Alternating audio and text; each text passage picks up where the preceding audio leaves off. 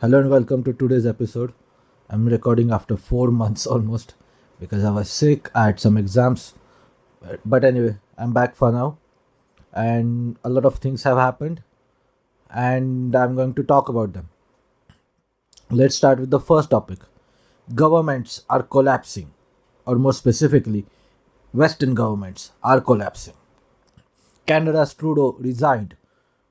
Trudeau had a mini beef with Trump over Trump threatening Canada with tariffs, Trump calling to make Canada 51st state of US, and Trudeau a governor of that state. And they made up after Trudeau meeting with Trump. They also had a feud recently, but they also made it up. This is just what, yesterday or 2 3 days ago. Trudeau's coalition partner and known Khalistani Jagmeet Singh had withdrew support. His housing minister resigned. His finance minister, Chrystia Freeland, also resigned. Trudeau said it became clear to him that he cannot be the leader during the next elections due to internal battles.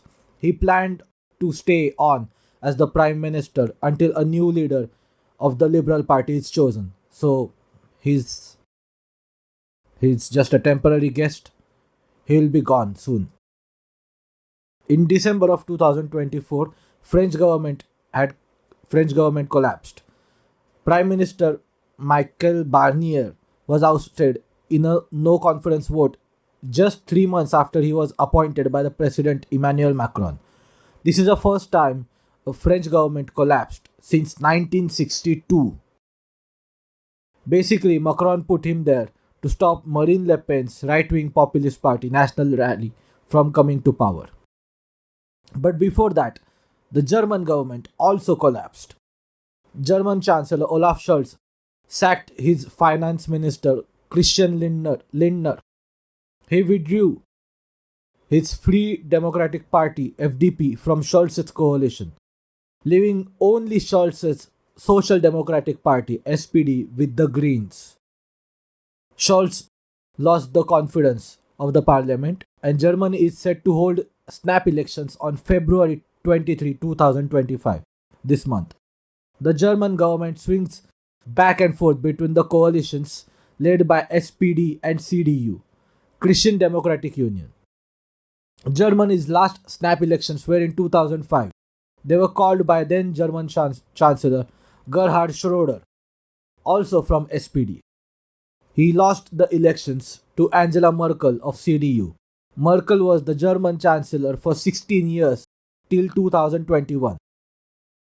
The next Chancellor of Germany will most likely going to be Friedrich Merz of CDU, unless there's an upset. The parties to watch out for in German elections this year are the right-wing populist party AfD, Alternative for Deutschland (AfD), headed by Alice Weidel, and the left-wing populist party BSW, Bundes Sarah Wagener, headed by Sarah Wagener. Both of them want to restore relations with Russia. AfD wants to deport illegal immigrants and reduce legal immigration. So Western governments, particularly those who are supporters of Ukraine, are collapsing. Of course, the big one was Kamala Harris, who was Biden's VP, lost to Donald Trump. Trump had already said that he wants to stop sending money and weapons to Ukraine and negotiate a peace deal between Ukraine and Russia. Also, there were some Middle Eastern updates like Syrian government finally collapsed after 11 years of civil war. This was a big setback to Iran, a smaller setback to Russia, a big victory for Israel and Turkey. However, now they are close. Turkey has ambitions to conquer all of the Middle East and basically recreate the Ottoman Empire. Basically put all of Middle East under Turkey's sphere of influence. Israel also has ambitions for Greater Israel, to expand the borders of Israel into Greater Israel, basically into Turkey, into Syria, into Lebanon, Jordan, Egypt, Saudi Arabia, and I think Iraq. I think those were. You can Google the map of the Greater Israel. And now both Turkey and Israel are suspicious of each other. So there's that. Uh, the big one, this was just last month, was the Trump inauguration. On 20th January, Trump officially became 47th President of United States. A lot of big tech CEOs were present for Trump inauguration. Trump has signed many executive orders. One of the first was signing to get US out of WHO, a clear emergence of a multipolar world. Here are some of the executive orders.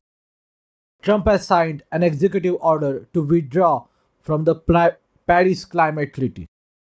Trump has signed an executive order rescinding 78 Biden era executive actions. Third, Trump signed an executive order directing all federal employees to return to full time work in person. Number four, Trump has signed an executive order freezing federal hiring. No more government hiring, for now at least. Number 5, Trump signed an executive order pardoning nearly 1,500 January 6 defendants. Remember that protest that happened when Trump supporters stormed the US Parliament, I think, in 2021, January 6th? That one. Number 6, Trump signed an executive order designating cartels as foreign terrorist organizations. This one is to watch out for because the situation in Mexico is so bad that there is a strong possibility, medium to strong possibility, that United States may start its own special military operation in Mexico.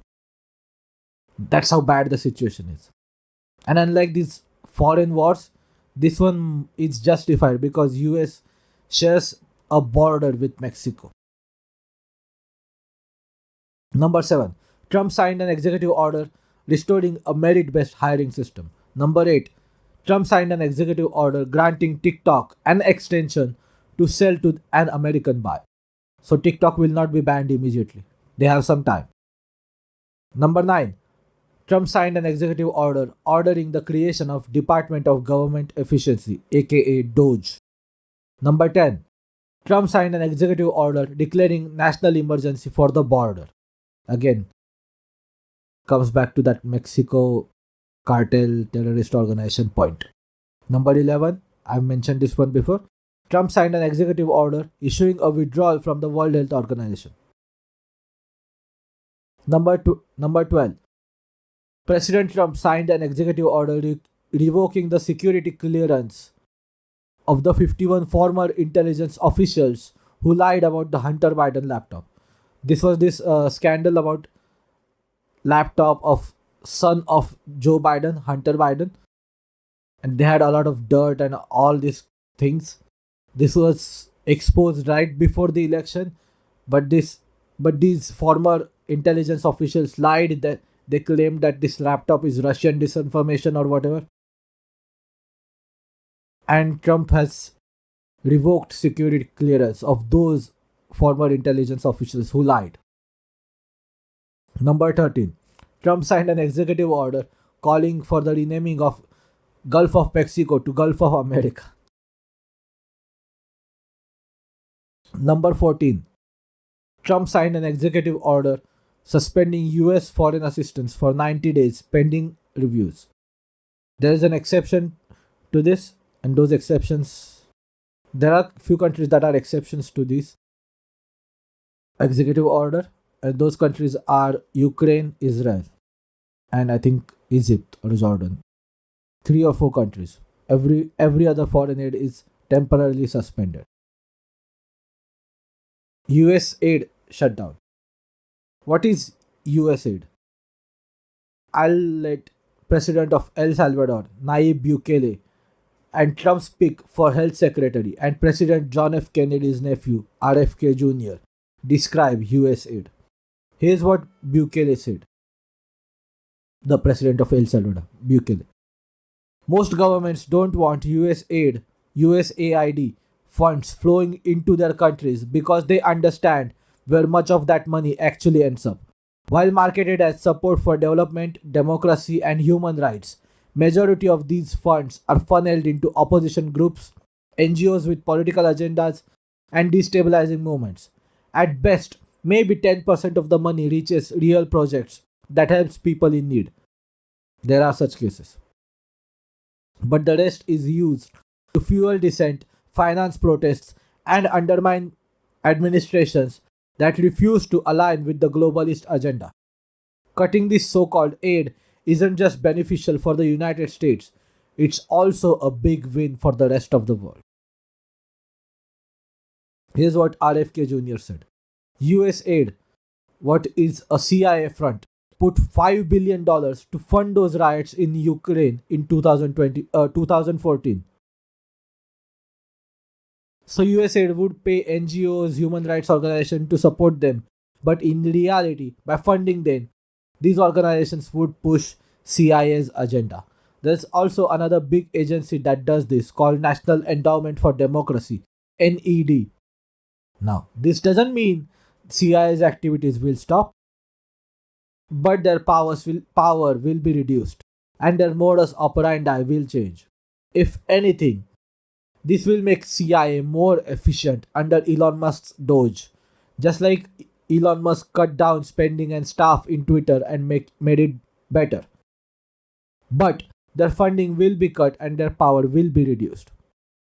Trump's Secretary of State Marco Rubio talked about multipolar world and the need to focus on US in a recent interview. Trump has been eyeing Canada, Greenland, and Panama Canal. This is about securing natural resources and trade routes. This one is a big story. Deepseek versus OpenAI. A Chinese hedge fund called Highflyer launched a cheap AI called Deepseek that caused panic in the US stock market and Silicon Valley. This story is not just about technology but also about international politics. They had previously launched V3 version 3 of their model in December 2024, but it flew under the radar. Tests showed V3 outperforming Meta's Llama 3.1 while matching OpenAI's GPT-4o and Anthropic's Claude 3.5 Sonnet. What caused a huge panic, however, was the release of their latest model called R1. R1 is a reasoning model that uses chain of thought. Basically, it can solve more complex problems that chatbots cannot. Regular models, say in ChatGPT, will only answer questions, solve math problems, generate images and code based on existing data. But these reasoning models use a lot more computer power to solve more complex problems. First company to create this advanced reasoning model was OpenAI with the release of the model called O1 model. But you have to pay about $200 per month to use that model. Google is also working on their own model called Gemini 2.0 Flash Thinking, which they haven't really released to the wider public. It's a slow, controlled release. DeepSeek's R1 is free to use. DeepSeek claimed it cost them about $6 million to train this model, as opposed to tens or even hundreds of millions of dollars that American AI companies require. So American AI reasoning models are expensive to train, and the only model available to wider public is really expensive to use. DeepSeek's R1 was extremely affordable to train and is free to use. They basically made AI more affordable. That is why US stock market crashed. Nvidia, which makes AI GPUs, crashed as much as 17-18% on US stock market. Other US big tech companies' stock price declined in single digits. DeepSeek app, on the other hand, has surpassed OpenAI's ChatGPT in downloads both on Android and iOS or iPhone. How and why did they do this? Basically, US has put export controls on China Russia, and other countries for AI chips in 2022. These countries cannot buy latest AI chips from American companies and will be one step or multiple steps behind American companies, American AI companies. However, this spurred the Chinese to innovate. They became extremely efficient in how they trained their AI. They claim to have used older chips from Nvidia called H800s instead of the latest H100s that American companies used. They also claim to have used only 2000 AI GPUs compared to 10 to 16,000 AI GPUs that US companies use. On the software side, they innovated by training their AI to use phrases as tokens instead of words. Basically, efficiency is what they strived for, both in software and in hardware. They were extremely efficient compared to American companies. This is Chinese company doing to open source doing this is Chinese company doing open source AI, taking on American companies doing closed source AI. They did everything that OpenAI was supposed to be doing when it was founded. OpenAI was supposed to be open source and a non-profit, but then they saw the money and decided to make it closed source, and they're trying to make OpenAI for-profit company from its non-profit status currently. Reactions have been mixed. Most people, other than pro-US big tech, are happy to see OpenAI lose because of their U-turn on their original mission for money. Pro-US big tech people aren't happy because Chinese company did this and not American. Sam Altman, CEO of OpenAI, called Deepseek super impressive, a sentiment echoed by CEO of Microsoft Satya Nadella. Microsoft is the biggest investor in OpenAI. Satya Nadella also highlighted Jevons paradox. Here's what Wikipedia says about Jevons paradox. Jevons, I don't know what it's called. In economics, the paradox occurs when technological advancements make a resource more efficient to use, thereby reducing the amount needed for a single application. However, as the cost of using the resource drops, overall demand increases, causing total resource consumption to rise. Basically, AI was made cheaper by DeepSeek, and it will cause increase in demand and consumption of AI, not less. Others have different reactions. US President Donald Trump called this a wake up call for American companies and a positive development. Most common sentiment highlighted by Mark Andreessen is DeepSeek phenomena is AI's Sputnik movement. The Sputnik movement or the Sputnik crisis was a period of public fear and anxiety in Western nations about the perceived technological gap between United States and Soviet Union caused by the Soviets' launch of Sputnik 1, world's first artificial satellite. This caused American companies or American space sector to innovate really hard and land the first man on the moon. What, almost a decade later? Now DeepSeek has done the same thing for AI. So how will American companies respond? Well, I don't know if you know this, but never underestimate the creativity and dynamism of Americans.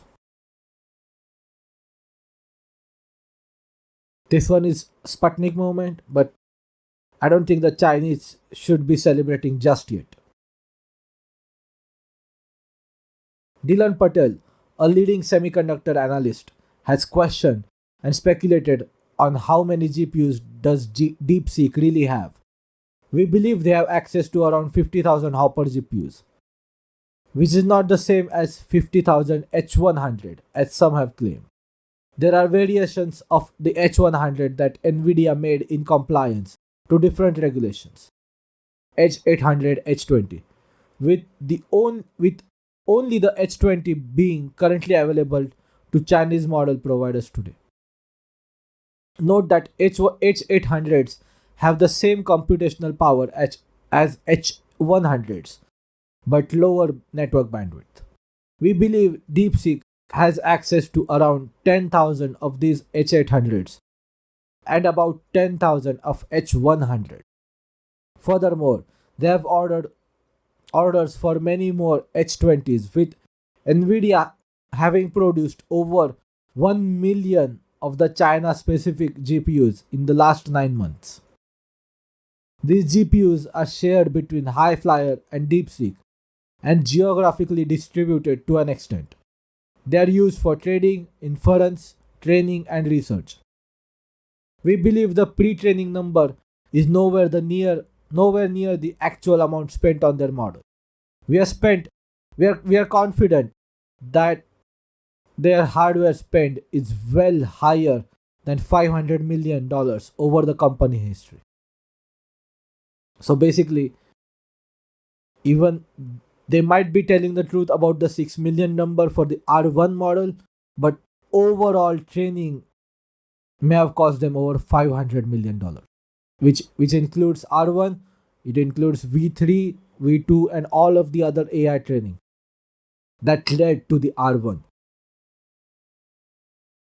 This sentiment is shared by CEO of Scale AI, Alexander Wang.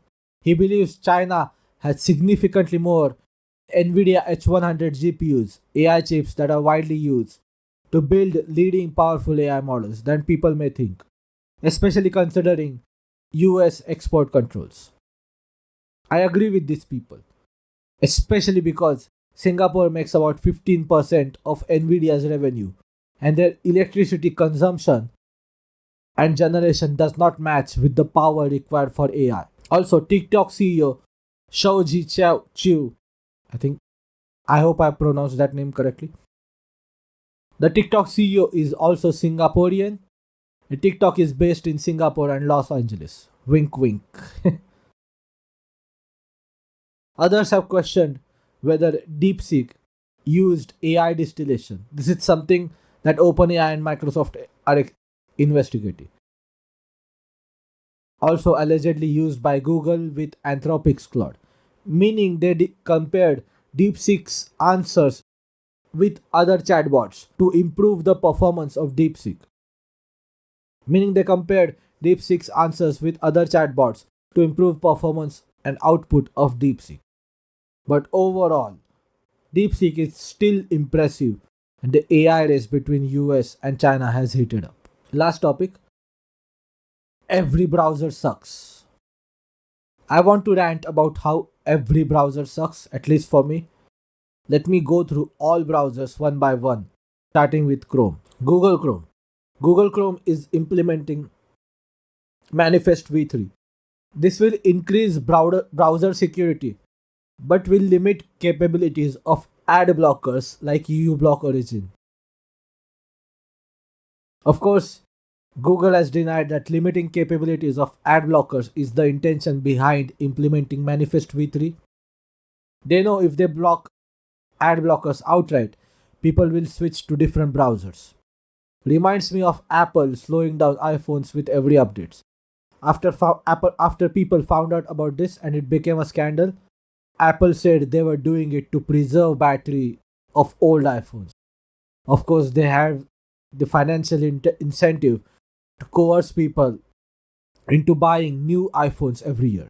Similarly, Google is doing it for browser security and not for limiting ad blockers, even though they have financial incentives to make more people see more ads. On phones, Google Chrome is the major browser that doesn't offer extension capabilities. Firefox on Android allows people to install extensions. Safari on iPhone also allows, I think, to install extensions. Google Chrome on Android does not, probably because they don't want people to install ad blockers on their phone. So Google Chrome sucks for me because it doesn't allow me to use extensions on phones, and they're implementing Manifest v3. It's not just about ad blockers. There are also other useful extensions that you can use on phones that you cannot that you can use on phones with other browsers that you cannot use with Google Chrome on phones. Mozilla Firefox. I switched back to Firefox on my computer back in 2019 and started using it on my phone for the first time. Firefox on desktop decided to cancel support for progressive web apps, but continued it on phones. Phones mostly don't need web apps as they are native apps that you can download from the App Store or the Play Store. Many companies, many software companies make apps for phones, but only limited to website on computers, desktops. Google is the biggest example of this. A solution was developed for this called progressive web apps. This makes websites behave like apps. You don't have to log in and log out every time you open that website. You can get notifications on your computer from that website. So basically makes websites on your computer behave like apps on your phones. And Mozilla decided to not add this feature in Firefox on computer. That's a major reason why Firefox sucks for me, because I use a lot of web apps like Google websites, Gmail, Maps, YouTube Music, Amazon's website, Kindle, Audible, Prime Video, and this makes Firefox useless for me. Microsoft Edge. This one makes me sad because Microsoft Edge had a lot of potential. I switched to Microsoft Edge on my computer and my phone in 2021. They switched to Chromium engine in 2020, meaning the technology behind Microsoft Edge was the same technology behind Google Chrome. And it still has that Chromium engine, or Chromium codebase rather.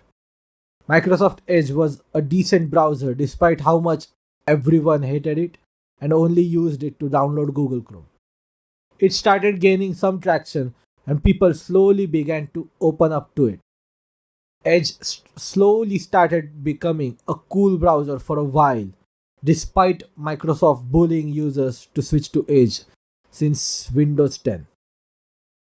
I wanted to use a different search engine with Microsoft Edge, but Microsoft Edge comes with Microsoft Bing as the default search engine, and I wanted to use DuckDuckGo as my search engine. Microsoft Edge kept giving me notifications to use Bing after I switched my search engine in Microsoft Edge to DuckDuckGo. Google Chrome, made by Google search engine, never gave me notifications to switch back to Google search engine when I used DuckDuckGo as my search engine on Google Chrome. But Edge did it. Still, I kept using it. Once I got a notification about something about ad personalization or personalized content or something like that, there was an option that said OK. There was no option that said no or cancel. Only OK option. So I clicked OK. Later I checked settings. The option of ad and content personalization was turned on even though I thought I had turned it off. Then Microsoft had the bright idea to introduce shopping features. Basically Microsoft's version of the Honey browser extension that many YouTubers used to advertise. These features were built into the browser so you couldn't remove them. Then they added support for a BNPL or Buy Now Pay Later service. Though I don't think that feature came to India. But at that point, I was already done with Microsoft Edge and was considering switching back to Google Chrome. Once I noticed in my Edge history list of websites that I did not open in Edge but had opened in Chrome in the past. I never imported my Chrome history in Microsoft Edge, but somehow Microsoft Edge got access to my Google Chrome history. Somehow. My experience was confirmed about a year later in a Verge article about Edge importing Chrome history on its own. But at that point, I was already using a different browser. Microsoft Edge is just sad because when they switched to Chromium technology, Microsoft Edge was really fast and snappy. It really was, at that point, much better than Google Chrome. The phone version did not support extensions like Mozilla Firefox, but at least it came with the ad blocker called AdBlock Plus. AdBlock Plus is not as good as uBlock Origin, but it was better than nothing. But slowly, Microsoft ruined Edge again. So Microsoft Edge sucks because Microsoft added a lot of bloatware features that no one wanted. Continued to bully users on Windows to use Edge. Did not respect or does not respect the settings that users want on their Edge browser. Did not add extension support on Edge browser on phone until they completely ruined Edge. All they had to do is keep Edge on computer lightweight and fast, respect user settings in both Windows and in Edge, remove bloatware in the Edge on phones and on computer to make it lightweight and fast, and add extension support to Edge on phones. They're only doing extension support to Edge on phones. So they basically ruined it, and Edge sucks despite using Chromium technology. Brave browser. My current favorite browser is Brave. Not because I like it, but because I just find it least annoying. It has some crypto bloatware, it can be hidden away with settings. For a long time, I had a major frustration with Brave. With Brave, I could only install PWAs or progressive web apps if the icon appears in the address bar. But if I wanted to turn any other website into a web app, I couldn't. This frustrated me. I switched back to Google Chrome because I really wanted to use web apps. But recently I found an article that explained it. This is because a Chromium setting that is hard to find. I had to type this: Brave two dots slash flags slash hash web dash app dash universal dash install. And right next to it was a setting which I enabled. After this, I didn't have to use Google Chrome for web apps. I could just use web browser or Brave browser, for the web apps. Arc browser, the browser company, and Dia. Another huge disappointment was the Arc browser. It was so hyped up by tech news publications, The Verge, by many creators on YouTube. I couldn't use it in the beginning because it was macOS only. They also launched iPhone version soon after. Then they launched the Windows version and I downloaded it. I tried it. The Windows version was missing some features that macOS version had, but UI was so good, so good. They promised that a Windows version will catch up to macOS version in features soon. They also launched the Android version. But soon after launching the Android version, they decided to stop development on the Arc browser and focus on creating another browser that would do what the company and its investors want. The reasons given were because they didn't have enough money and they didn't have enough users. They wanted a billion users. The first one made sense. They raised money to start business. The second one didn't make sense. They were never ever going to get a billion users. The only way to get billion users for your software product is have it pre-installed on Android phones. They had to make a deal with popular phone companies like Samsung, Xiaomi, and hopefully maybe even Apple, but I don't think Apple would allow that. This is how Facebook did it. This is how Facebook got to more than billion users. They made deals with various Android companies to have Facebook pre-installed on their phones. Now they are launching a second browser. The browser company is launching a second browser. This browser will be called Dia. Dia has some AI features, but the features they showed for Dia did not promise a bright future, neither for any of their browsers, not for the company itself. So either charge users money, subscription fee, or whatever, and keep being niche, or make deals with Android phone companies and reach a billion users that way, or at least hundreds of millions of users that way. They didn't do either, and I don't think they are going to get billion users. Simple. Apple Safari. Apple has its own browser called Safari. It is preloaded on Apple devices. Safari is the second most used browser in the world after Google Chrome. There are two problems with Safari. First, it is not available on non-Apple devices like Android and Windows.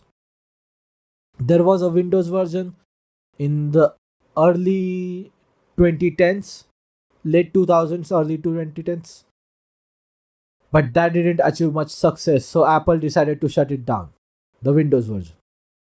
So if you are using any non-Apple device, you cannot use Safari.